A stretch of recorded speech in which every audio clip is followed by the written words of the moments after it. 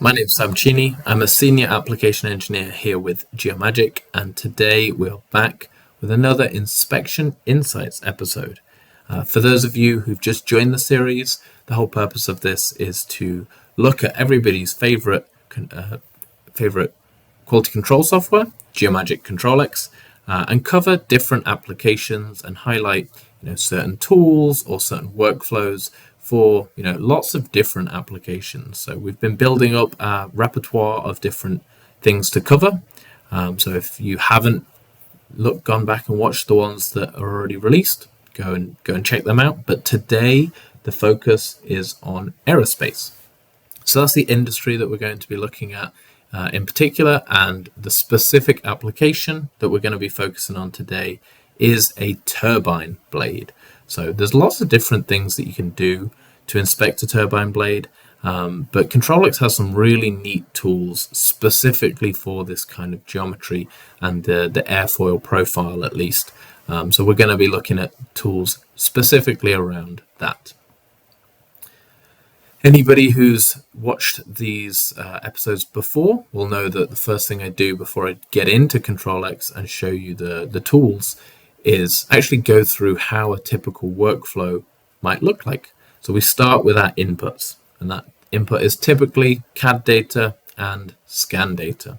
So we're going to import the scan data and the CAD data, or if you have a scanner connected, you can actually scan directly inside ControlX or even DesignX, depending on if you're reverse engineering or quality inspecting.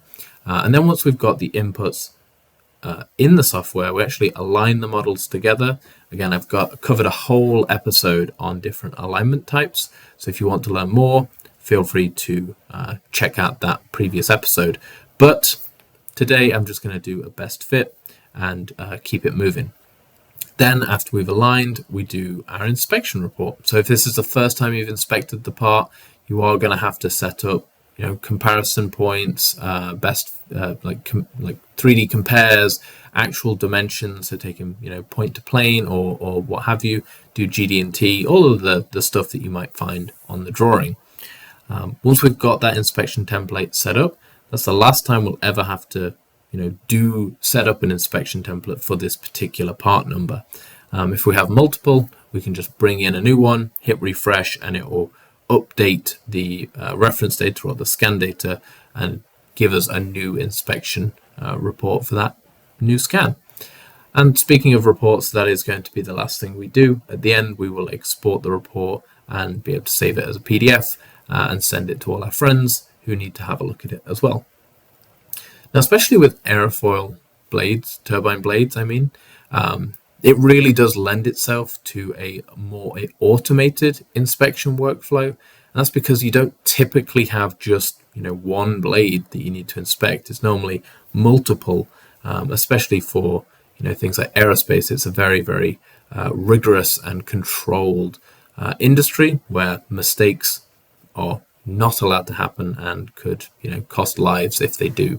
So we really want to make sure that we're inspecting all these blades, and if we do have 100% inspection, well, we just need to set up one inspection report, and then with the automation server or something like batch process, we can inspect multiple blades very, very quickly and easily by essentially automating the step of importing new data and rebuilding the report. Now, at the end of this presentation, this is the last slide again for anybody who's a veteran of this Inspection Insights series so far. I talk about the differences between all of the plans because ControlX, you really only have to pay for what you need. We have 3 different ones. We have Essentials, Essentials Connect, and then Geomagic ControlX Professional, which is our Ferrari of inspection software. It's the top of the line one. There are some differences between Essentials and Essentials Connect. Mainly, the big difference is connecting your scanner and actually scanning directly into the software. That isn't possible inside Essentials. You can just do that in a third-party software and then import it in. But with Essentials Connect, you get the ability to scan directly into the software and then align all the scan datas and keep the workflow going. With ControlX Professional, You obviously get everything you get in Essentials and Essentials Connect, as you see in this table, but then you get a few more options as well. And really, I could talk about all of the different ones, but the main one and the real key today is this bottom one, the airfoil analysis. This is going to be the tool that we're really going to be focusing on today, and making sure that we inspect this turbine blade correctly. We automatically take a cross section and calculate things like the chord length and different things specific to this airfoil profile. So obviously we're going to be opening up ControlX Professional and looking at the airfoil analysis and actually the 2D twist tool as well. So let's hop over to ControlX. Okay, so now that we're in ControlX, you can see that I've already gone ahead and imported the both reference data, which is the CAD object, which is in silver or gray, and the measured data or the scan data, which is in yellow. Again, for anybody new, if we want to change what color this mesh is, we can just come to our properties tab and we can change it. Here, let's give it a nice green color. Now we have our scan data and our measured data, and it looks aligned to our eyes, but if we check, we don't actually have any alignments inside the software, so that's the first thing we need to do. Well, I say the first. If we want to do any kind of mesh editing, this is now the time to do it. So we do any kind of mesh editing. Again, with inspections, you're not going to do a lot. Maybe I want to remove this this XL logo, and I can definitely do that. I just window over the area I want, and then I can use this defeature tool to remove it. There we go. But in terms of mesh editing, I'm going to try and keep the scan data as untouched as I want, or as I can, sorry. If I wanted to fill a hole, there's only 2 small holes here. I can fill them like that, and maybe run the healing wizard, and that's really all of the mesh edits that I plan on doing today. So with that completed, I can come back to my home tab. Now I'm going to do an alignment. First things first, just an initial alignment to roughly position them together. Again, they're already they look well aligned, so that's more just a formality, but then I can do my best fit alignment. Now, if I had a drawing that had datums, and I wanted to do something like a datum alignment, there's nothing stopping me from doing that either. I can do that and set it up just like we have in previous episodes, but I'm happy with the best fit. Okay, now that we've got this, if you remember that PowerPoint slide where we bring in the scan data, then we align the models, now we're into the meat and potatoes of this inspection. We're actually going to do whatever kind of inspection points we need. And I always start things off with a 3D compare, just to kind of humanize the data, give me an idea of where certain deviations might be. And this model looks pretty good, but you can see most of it's green, and maybe I want to try and have a bit more, show me a bit more errors, so I can change the tolerance zone. So I can say 0.01.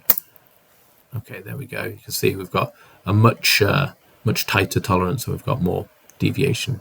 Probably 0.01 is probably a bit too strict, so we'll change that to 0.5. And we can do the same thing with the maximum and minimum deviation. So I can move this down. It's going to make everything darker because we are obviously changing the key or the color bar here. I think I talked about this already, but if we ever wanted to edit this color bar, we can adjust the color bar range, or we can set there we go. We can set a template or manage it if we would like. Okay, so we've got a 3D compare. Another thing we can do is a 2D compare. I'm not going to do that today because a 2D comparison would only give us, here I guess I can show you, if we do this and we move it up, hit next, you can see we've got this airfoil profile, and this is all well and good. It's great. It gives us an idea of what's going on, but I can't use this 2D comparison to calculate the chord length or anything like that.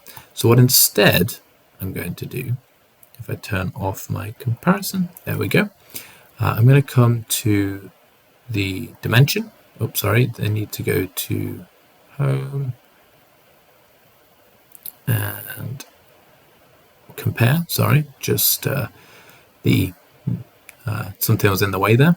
And then I can use all of these different comparison tools. Now the first one I'm going to focus on is obviously this airfoil analysis.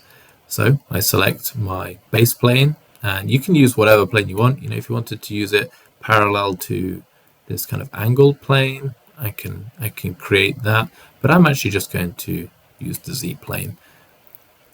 Move it up, and I'm just going to use one for now.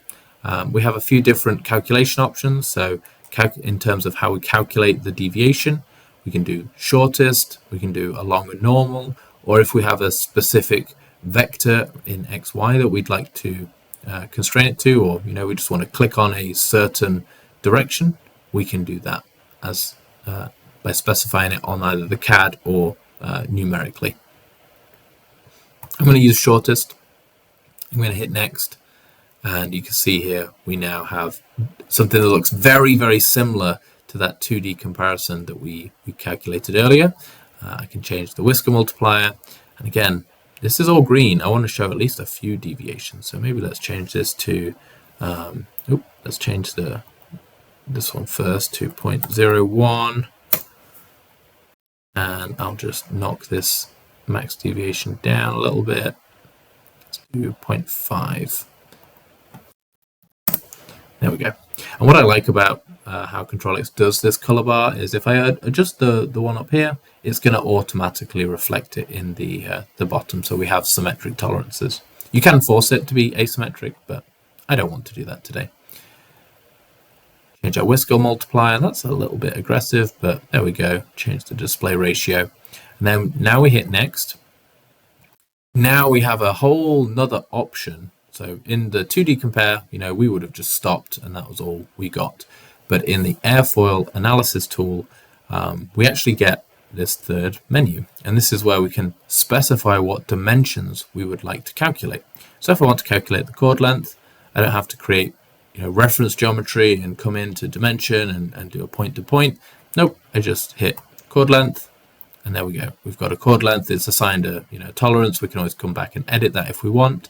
If I want to do the the leading edge position, I can click that. There isn't anything stopping me from hitting all and just getting a bunch of dimensions, but I'm just going to specify a couple here to show you how it works. It is as simple as just clicking. So that's pretty nice. So leading edge radius, trailing edge radius.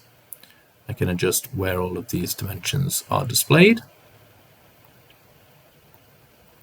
And let's see, we'll do a maximum thickness as well. Move this over here. And then I hit the check mark.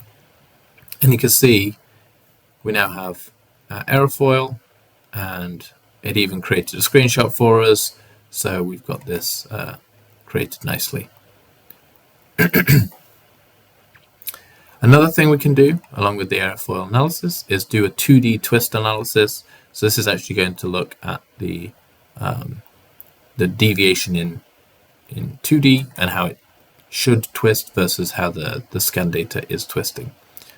So hit this next icon. Again, adjust our color bar a little bit. And we hit the check mark, and there we go. We've got now 2D twist analysis as well. There isn't anything stopping us from doing a normal, inspection like I've shown in episodes past. So we can, come to our smart dimension, click a plane. And this is great for working on the CAD data, because you can just click those CAD faces really, really easily. Do a linear dimension. Maybe we want to go from this face here to this face here. Give it a tolerance. Let's do plus or minus 0.25. the check mark, and we could go through and add whatever kind of other dimensions that we want. Again, really what I wanted to focus on today was these two tools, the airfoil analysis and the 2D twist analysis. If I wanted to do another airfoil analysis, I just enter the same tool. And if we had multiple, I think we can set up multiple as well, but I'll do one at a time for now. Yeah, I'll do all for this one just to make my life quick and easy. Move the dimensions around so it's a little bit easier to read. Hit the check mark, and there we go. Now we've got a second analysis. So come to home, generate report, decide what I want it to be displayed. Like I don't need my initial alignment. I think everything else looks good. So I hit generate.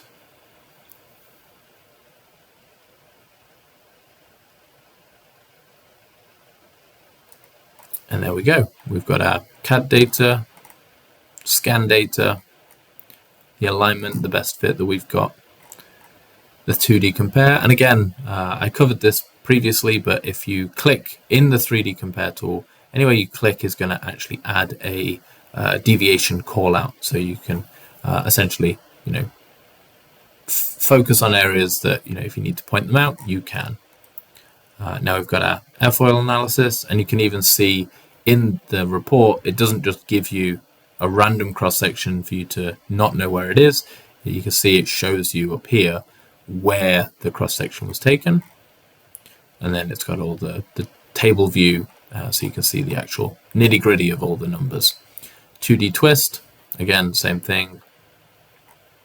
And then our second airfoil analysis.